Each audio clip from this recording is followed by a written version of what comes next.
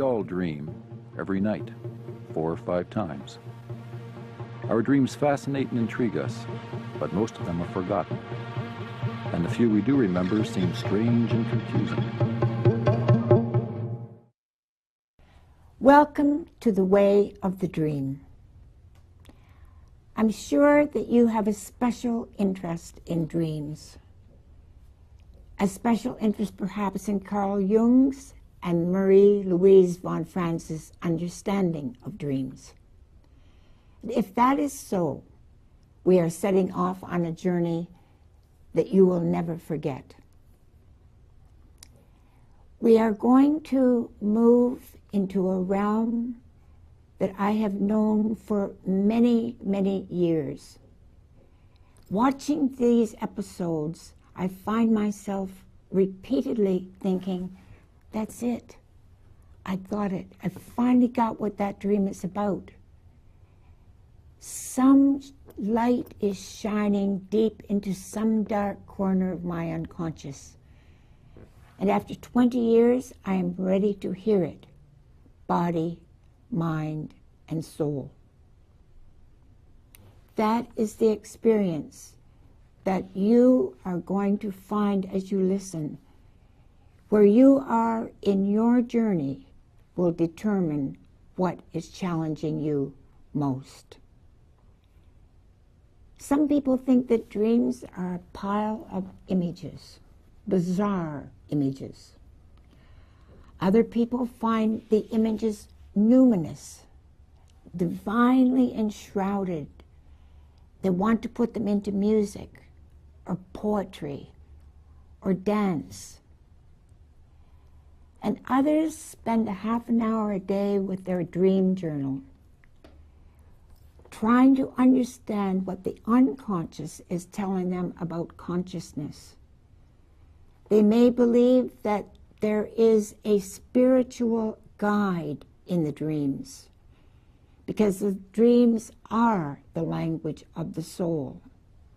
The symbol is carrying a spiritual message in the sensual imagery. If we believe that, then the dream becomes the water of life, which is what Jung called it. Without that nurturing, we are in a desert without water. We are like T.S. Eliot's people in the wasteland, headpieces stuffed with straw. The unconscious unable to contact consciousness. And now, we're ready to head for dreamland. Dr. Marie Louise Von Franz is an analytical psychologist who worked directly with C.G. Jung for over 30 years. Here in this consulting room, people from all over the world have brought her dreams to be analyzed. And for the series, we film people telling their dreams. Dr. Von Franz will interpret these dreams in relation to the lives of the individual dreamers. Dr. Von Franz, how long have you been studying dreams? Well, I think about now 30 years approximately. I have figured out that I have interpreted approximately something like 65,000 dreams. That's a minimum. And probably you've asked yourself a question that's often puzzled me. When I go to sleep, I enter a void. I don't exist. And when I dream, some power takes me over and makes me undergo some experience that I don't initiate myself. What's the power? Who makes up the dreams? That is the most mysterious thing of all. Who makes the dreams? There is still a naive prejudice among many people that dreams are express our own wishes or our own schemes or plots. But the longer one looks at them, the more one sees that cannot be true. Too many dreams represent what we hate hearing. The basis from which dreams originate seem to be rather, let's call it with a vague expression, nature itself. It's a natural phenomenon. We take dream like being like a tree or a wild pig or something. We cannot say what makes a wild pig. Well, if we believe in God, then we'll say God makes the wild pigs. But about that, it is that unknown power or mysterious force which makes all existence. The best perhaps is to call it, with a vague expression, the Godhead or nature, which in such a vague sense that we don't pin it down to anything special, because we just don't know. The only thing by observing dreams for a long time is that we see it has a superior intelligence in it.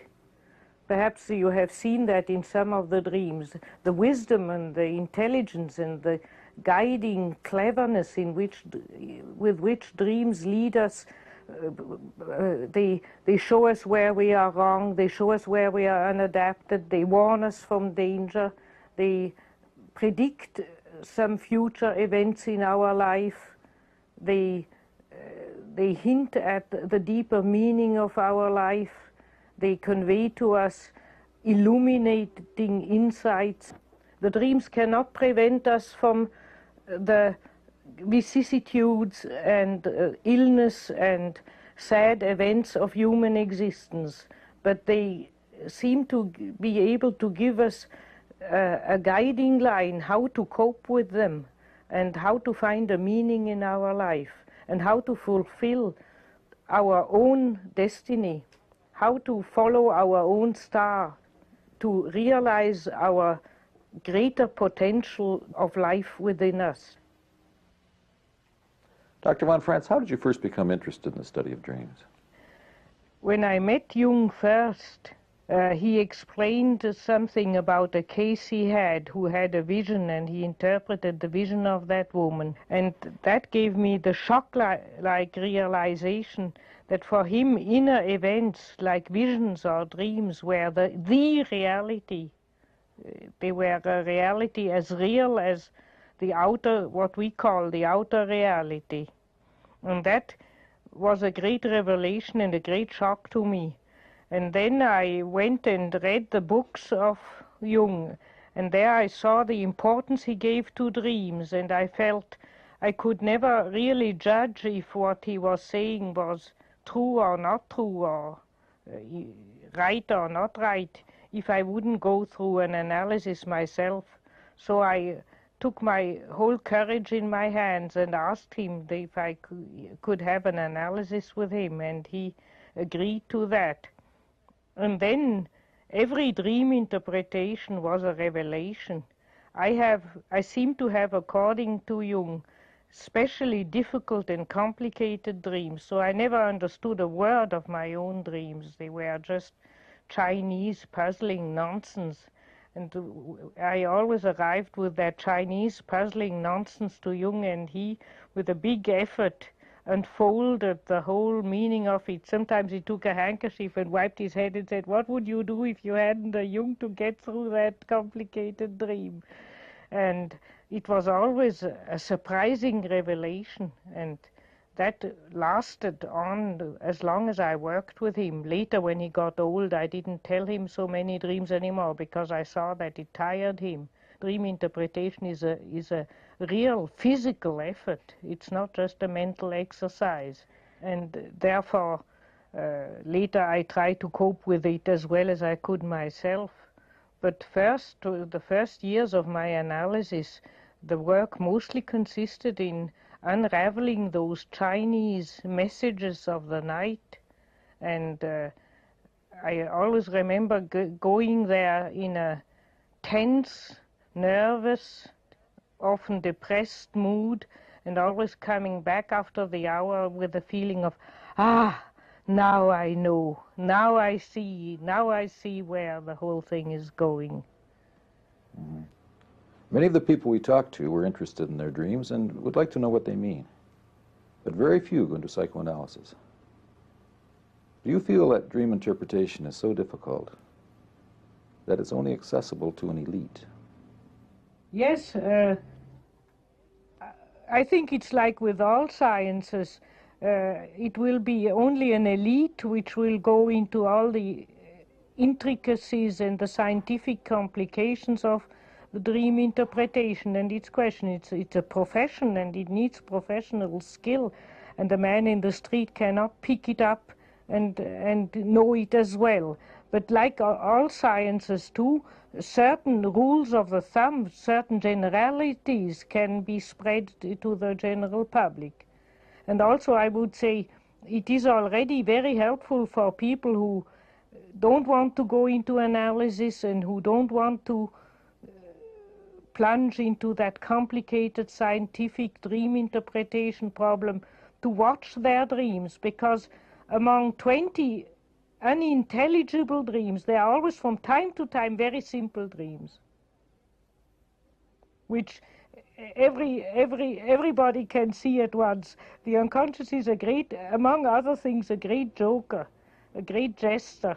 And from time to time it tells people just write out bang, so that while you write the dream down, you just explode with laughter and you know what it is.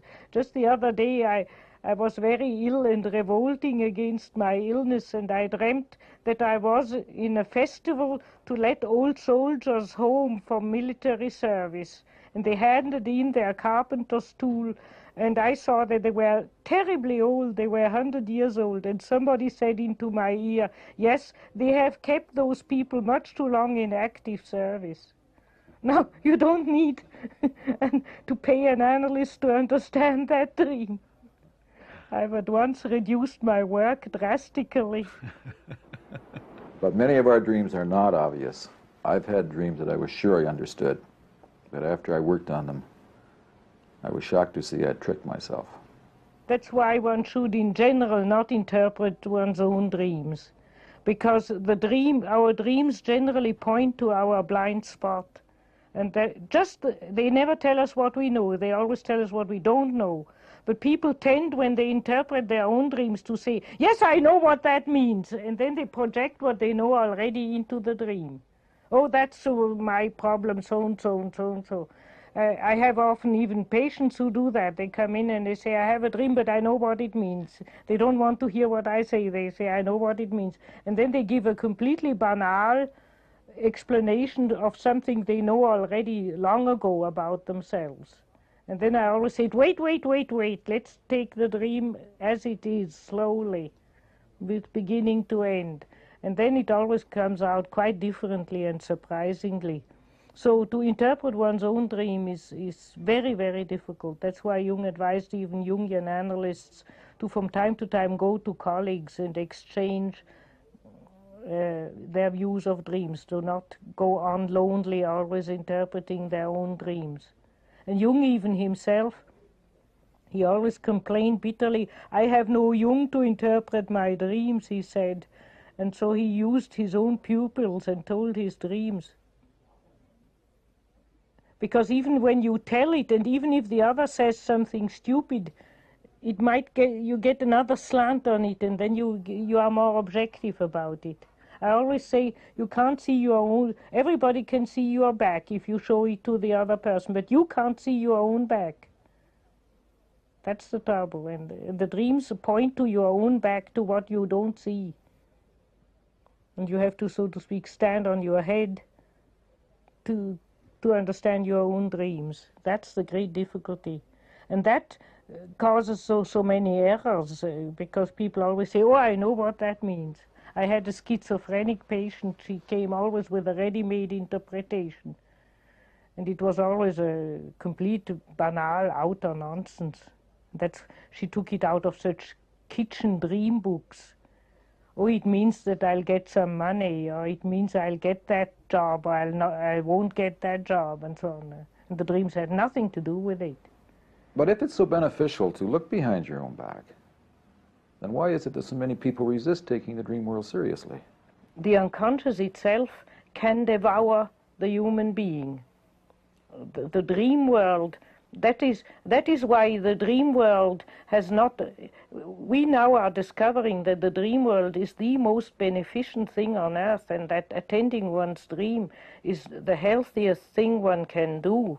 But why then has mankind also always been afraid of the dream world? There is a good reason for this. The dream world can also devour us by the way of daydreaming, of spinning neurotic fantasies, or by spinning, chasing unrealistic ideas. You have only to go into a lunatic asylum to see the victims of the dream world. One is living in the dream that he's Napoleon sitting for 20 years like that in an asylum. Another, when you begin to talk to him, tells you confidently that he's really Jesus Christ, but nobody seems to understand him, and so on. They have been swallowed by the dream world. And that's why the devouring, when we speak of the devouring unconscious or the devouring mother, it is that dangerous aspect of the dream world. The dream world is only beneficent and healing if we have a dialogue with this, but we are in actual life. We must not forget living.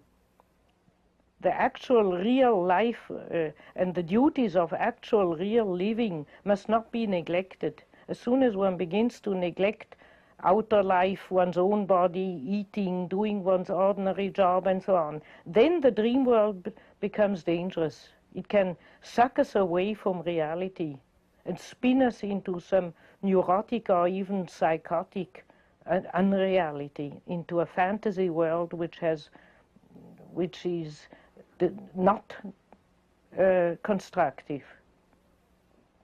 So the dream world is only positive if it is in a living dialogue and in balance with a actually lived life.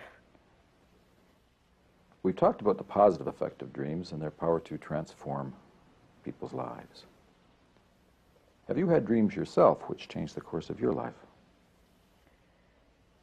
Yes, I had many dreams which changed my life and which I experienced as a great revelation which changed the course of my life. But I had really only one dream which I think is the biggest dream of my life, and that dream I dreamt between having met Jung and between having asked him for analysis. When I was still 18, and in the Christmas night I had a big, what Jung would call an archetypal dream, a religious dream, and that I consider still today the biggest dream of my life. But it is a very long mythological descent in the underworld. One could sum it up as a descent into Hades in the underworld, and in finding the mystical water of alchemy and discovering that and coming back with it, a kind of shamanistic journey into the underworld and into the land of death. And that I consider the biggest dream I ever had. I woke up deeply shaken. I was so shaken that I couldn't get up for a few hours. I had to stay in bed shivering till I had the courage to get up and put my clothes on again. And I told that dream Jung, but he never interpreted it to me. He only said, I knew you had something to do with alchemy. Just when I met you, I knew that was so, and now we see. And so that laid the basis of my collaboration with Jung on the symbolism of alchemy.